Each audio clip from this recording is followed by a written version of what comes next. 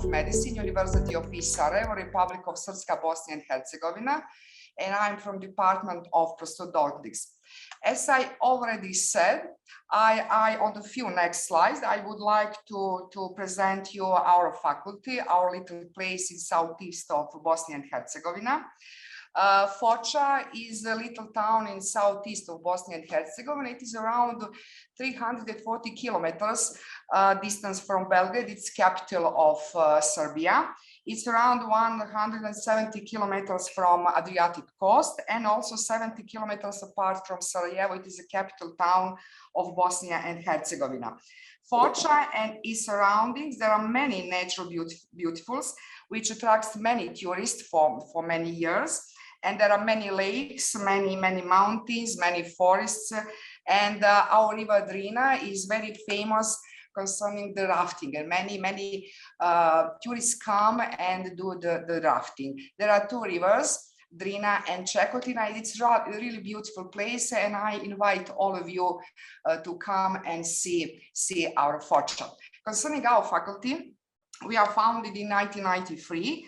And we are the first faculty of medicine in Bosnia and Herzegovina who get the first international accreditation. We have 4 study programs: medicine, dentistry, special education, rehabilitation, and nursing. We said also PhD study. And from last year, we started with the study program medicine in English. We have around 1,700 students in Foča. Okay, that's the short presentation of faculty and Foča. Let's go back to our presentation.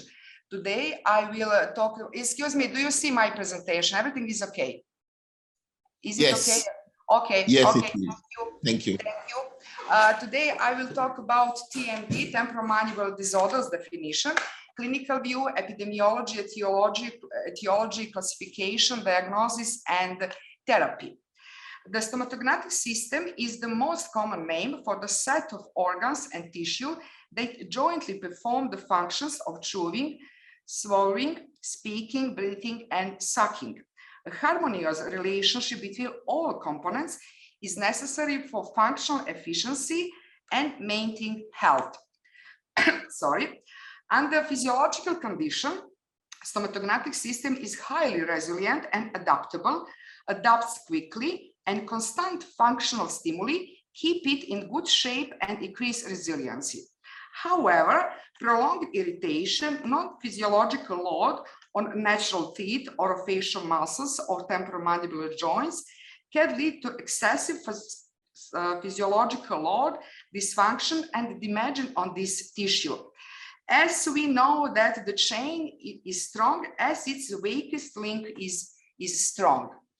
Temporomandibular disorder dysfunction is the comprehensive term referring to the heterogeneous group of structural and functional disorders of masticatory muscles and or temporomandibular joint characterized by the presence of orofacial pain and or disorders in orofacial system.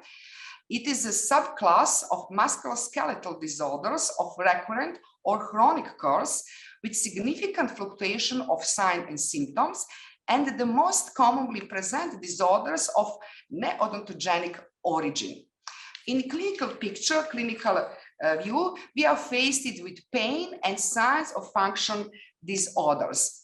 Cardinal symptoms and signs of temporomandibular disorders are pain in masticatory muscles, preauricular region, temporomandibular joints, palpation sensitivity of these regions, limited mouth opening, disturbance of the normal mandibular movements, the presence of noise or crepitation in temporomandibular joints. Also, it can be present headache, ear pain, deafness, as well as tinnitus.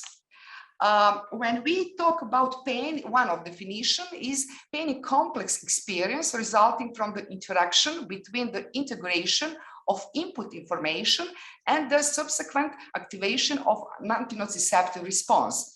The experience of pain includes sensual, emotional, motivational, cognitive component related to the previous pain experience. When we talk concerning the pain, it determines quality, intensity, duration, and origin of pain. Acute pain, it is purposeful. It has protective character from further tissue damage. Then chronic pain has no biological purpose. It's a consequence of neuroplastic changes in central nervous system neurons, followed by the central and peripheral sensitization, hyperalgesia, dilated receptor file, changes in antinociceptive response, as well as potentiated by psychological factors. Since it is a subjective phenomenon, the following methods are most often used for its quantification: the visual analog scale, numerical scale, also the verbal scale. Symptom, when we go or sign symptoms, a pain in this region can be myalgia, and it occurs as consequence of hyperactivity of normal circulating muscles or normal use of ischemic muscles.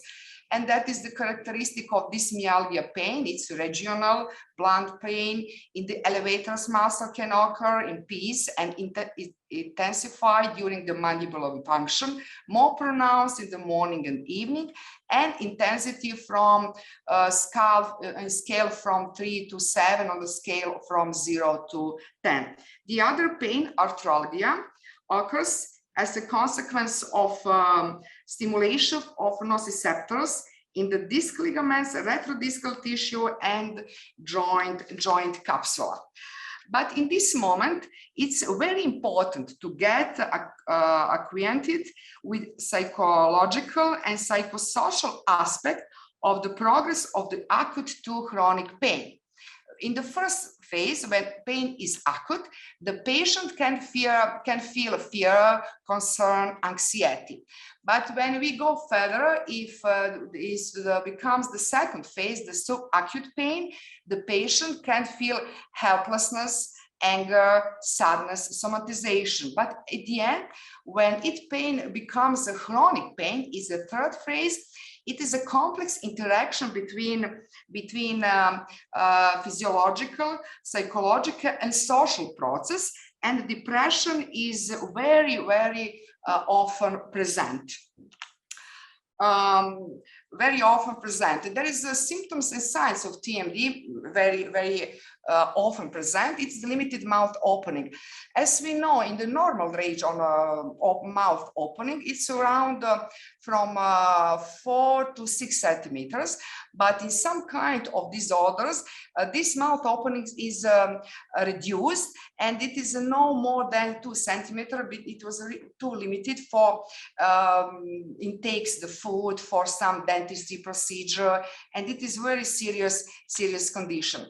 Concerning disturbance of the normal mandibular movement, we know that normal mandibular movement during the opening, it's in line with midline. But if in some case it appears deviation, the mandibular start maybe normally, and in some phase of opening mouth, it's shift on left on right, and after at the end of mouth opening, it's return to midline. But in the more severe cases, disorders, from the beginning to the end, the mandibular go to shift on the right or in the left. Also, concerning sign of symptoms, sometimes it's present noisy or crepitation temporomandibular joint. Sometimes it is a single click or reciprocal click during the opening and also during the closing. Or crepitation, it appears when bones surfaces are in close contact, and that is why this crepitation is appear, and it is a sign of more severe dysfunction.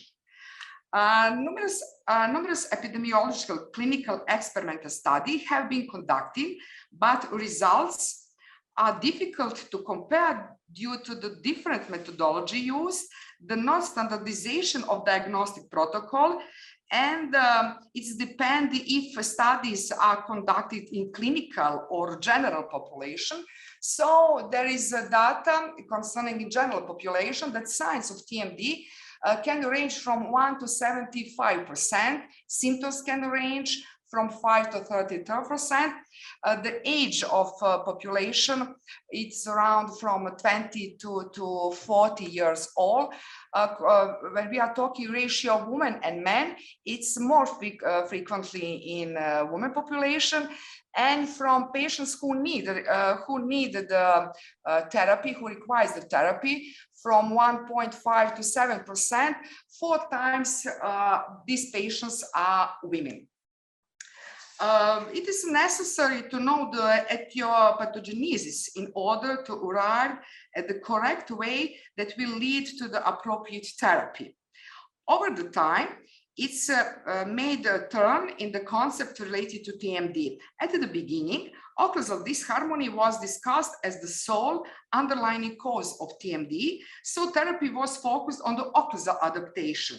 While today it is a triastic biopsychosocial model that directs therapies beyond exclusively occlusal therapy. When we talk the etiology of TMD, it's a multifactorial, heterogeneous, complex, and often unclear. And all etiological factors are divided in 3 categories: predisposing factors, initiating factor, and perpetuating factor. And here you can see the most factors that they connection with temporomandibular disorders. They are divided in local factors and systemic factors. Concerning local factors, it's a macro trauma, direct or indirect trauma, microtrauma, occlusion, malocclusion, lost teeth in lateral region, open bite, and other things. Concerning systemic factors, it's a systemic disorders, hormonal disorders, psychological and psychosocial factors, and also heritage.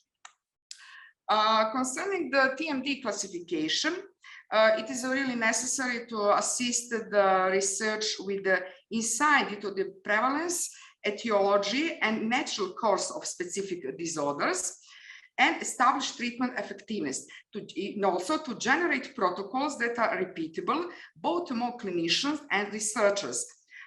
For years, the analysis of epidemiological data has been difficult due to the lack of standardized protocol, as well as the modest knowledge of the etiology, which is very important for the prognosis, the course of the diseases, and the choice of therapeutic modalities. Limited to this knowledge of TMD is caused by that many data are the result of research in the general population. There are the 3 classifications that are most useful in practice. Concerning the classification from American Academy of Orofacial Pain, it allows information more focused on the clinician condition, and it is not acceptable for research purpose. Results in the potential patients population are not homogeneous because there is a lack of standardization. The protocol is based on empirical measure. The next classification, in contrast the previously classification, the research diagnostic criteria for TMD's instrument is standardized diagnosis in order to compare the results obtained between studies. It consists of 2 parts. It's axis 1, axis 2. Axis 1 is physical diagnosis, and axis 2 is psychological disorders and psychosocial dysfunction. It's clearly operationalized data collected procedure. It's a strict diagnostic criteria. It has been used a wide range of experimental, clinical, and population-based studies among adult and adolescents around the world. It has been translated in 20 languages as one of the most frequently cited references in dentistry. And search in the Web of Science, it's achieved around 1,000 citations. But some shortcomings have been observed. And for example, the standardization of sample group criteria did not include a less common condition, as well as enable comparison between the general and clinical population. The reason why the diagnostic criteria for TMD appear is diagnostic criteria for physical diagnosis need to be refined. The range of disorders represented in the previously classification should be expanded. Then exam procedures simplified and more reliable, and new diagnoses are included. Since there is no pathognomonic sign that would strictly indicate TMD, it is necessary to crystallize the differential diagnostic to eliminate the systemic and local disease that could mask under TMD. The natural course of the diseases is not always clearly predictable. There is a fluctuation, a self-limitation of symptoms. Symptoms sometimes disappear, suddenly reappear, and you never know when its condition will turn into a more serious form, and it is necessary to recognize risk patients and act while the pain is in the acute phase and prevent in progress to chronic. And in this phase, it's very important primary healthcare in order to don't waste time to recognize all of this in acute form and direct that patient in some kind of dentistry office. You know, it's very important to don't waste time because the treatment of chronic pain is very complex and chronic pain is disease in itself. As I already said, persistent chronic pain has no biological purpose, is consequence of neuroplastic changes in central nervous system neurons, and is followed by the central and peripheral sensitization, hyperalgesia, dilated receptor file, changes in antitoxicity response, potentiated by psychological factors. Since it is difficult to say that one factor leads to appearance of signs and symptoms of TMD, therapy is not strictly causal, but mostly symptomatic. As the most common symptom is pain, that leads that patient to seek help. There is a tendency for risk patient to be recognized in the acute phase and to prevent chronic pain. And the best results can be expected from the multidisciplinary approach in the choice of therapeutic measure in the care of patients with TMD. Therapy can include several therapeutic modalities because none of them can be said to be more reliable than the other because of individual reaction and response to therapy as a consequence of psychological and psychosocial components. However, there are many aggravating circumstances due to fluctuation of symptoms, spontaneous remission of disease, and subsequent activation. There is some strategy in the pain therapy. Okay, more useful therapy. Okay, when patients had the numerical scale from 0 to 10, they indicated the 5 number in the intensity of pain, and duration of pain is less than 3 months. That is the strategy in therapy, pain therapy, patient training, education patient, physical therapy, cognitive behavioral therapy, occlusal splints, and also pharmacotherapy. We come to conclusion and recommendation.